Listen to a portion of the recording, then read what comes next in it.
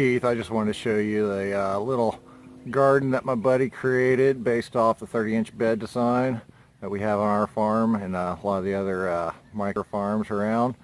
And I just want to take you for a tour real quick. We're over here at Colin's farm, and I'll just show you here real quick what he's got going.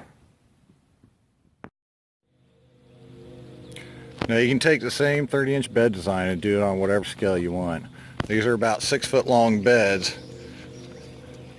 but it's just landscape fabric, holes put through them with your produce inside of them.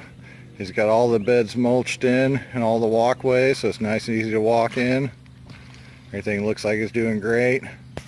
We still got a couple blank beds over here that he's going to plant out here in a couple weeks. But the whole thing is probably about 10 by 10.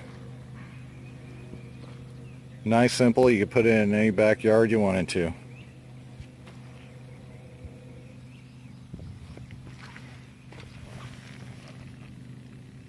If you like what you've seen here today, don't forget to hit the like and subscribe button. Y'all have a good day. Thank you.